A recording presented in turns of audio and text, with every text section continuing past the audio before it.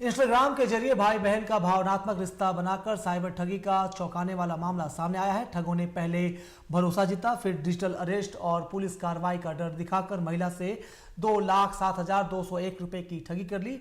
आपको बता दें कि यह मामला धनबाद के पुटकी थाना क्षेत्र के भागाबांध बस्ती निवासी तिलकी देवी से जुड़ा है।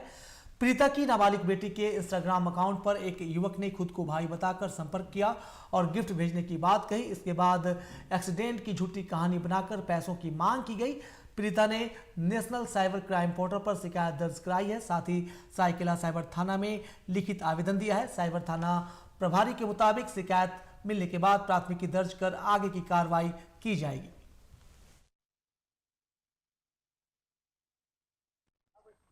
हम मेरा बहन नहीं है, हम बहन मानकर हम गिफ्ट दे रहे हैं, जा रहे हैं एयरपोर्ट, सामान भेज दे रहे हैं, जाएगा तो वापस कर लेना डिलीवरी वाला से। तो फिर बोला कि ठीक है हम कर लेंगे। तो आया तो फिर बीच रास्ता में आया तो बोला कि गाड़ी एक्सीडेंट हो गया है, हमको पैसा दीजिए। तो हम बोले कि मेरा पास पैसा नहीं है, मेरा वो खाने के लिए नहीं है। इसे जब हुआ ना तो हम फोन भी मेरा बेटी, तो हम बोले कि हमको पास पैसा नहीं है, तो हम कहाँ देंगे। तो नहीं देने होगा, हम डिलीवरी के देने लिए जा रहे थे तो आपकी वजह से गाड़ी एक्सीडेंट हुआ है, दीजिए। कब को टाइम लेती है। तो हम बोले कि टाइम हम नहीं दे सकते, मेरा पास पैसा नहीं है, दो। नहीं मेरा देने होगा। तो हम बोले कि ठीक है, नहीं मान रहे तो ठीक है, न जाएंगे तो फिर घिसड़ के पुलिस लेके आएंगे। तो हमने भैया से बोला तो इतना दीजिए पैसा। तो हम फिर पैसा वही 2 लाख हो गया। और पूरे मामले पर खास जानकारी दे रहे हैं हमारे सहयोगी गोविंद। गोविंद, क्या है पूरा मामला, थोड़ा अपडेट दें और पुलिस अब तक क्या कार्रवाई की है?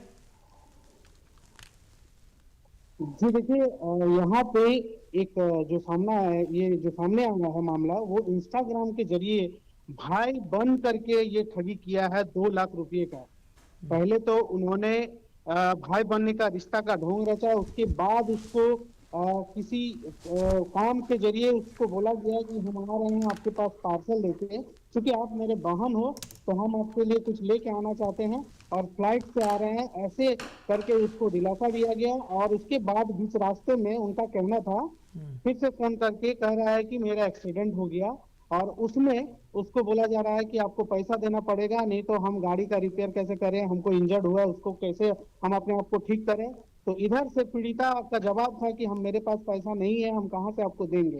तो वो फिर ठगी वाले जो साइबर क्राइम के जो डिजिटली साइबर ये जो इंस्टाग्राम से जो मिले थे, उनका कहना था कि आपको पैसा देना पड़ेगा, नहीं तो हम बहुत डांट सुनेंगे घर में।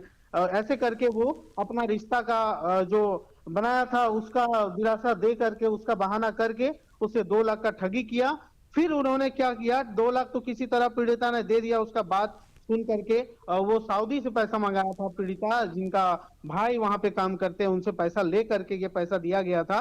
फिर उनको कहा जा रहा था कि मेरा गाड़ी इंजर्ड हो गया, उसके लिए हमको 1.5 लाख और चाहिए।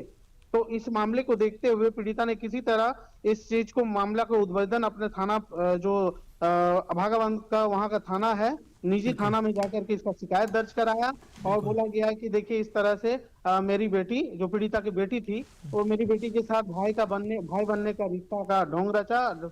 ये पूरा मामला इंस्टाग्राम से है और ऐसे करके 2 लाख रुपया पहले मेरे से ले चुका है, फिर से 1.5 लाख का दबाव बना रहा है।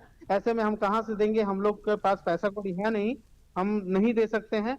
तो साइबर थाना प्रभारी रविकांत प्रसाद ने बताया, लिखित शिकायत देने के बाद उसको बताया गया कि ये साइबर अपराधी हैं जो डिजिटल तरीका से ये फ्रॉड करते हैं। पहले तो लिंक भेज करके करते थे और अभी जो है वो ये एक नया मामला सामने आया है। ये नया तरीका से भाई बनने का ढोंग रच के और ये डिजिटली उसको इस तरह से फंसाया गया और पूरा 2 लाख का ठगी किया है। बिल्कुल गोविंद, तमाम जानकारी के लिए बहुत बहुत शुक्रिया आपका। तो गोविंद बता रहे थे किस तरह एक महिला से डिजिटल ठगी की गई और उस महिला को इस बात का एहसास तब हुआ जब बहुत देर हो चुकी थी, वो 2 लाख रुपए गंवा चुकी थी। पूरे मामले पर अब पुलिस की जांच होनी है। अब आने वाले दिनों में पता चलेगा कि पुलिस साइबर फ्रॉड तक कब तक आखिर पहुंचती है। लेकिन इस मामले में तमाम लोगों की आंखें खोल दी हैं और लोगों से हमारी भी अपील है कि इस तरह के किसी भी मामले में फौरन सतर्क हो जाएं और जिसे आप जानते ना हो, जिसे आप पहचानते ना हो, उनसे किसी भी तरह का लेन देन करने से पूरी तरह परहेज करें, वरना आप भी इनकी तरह साइबर ठगी के शिकार हो सकते हैं।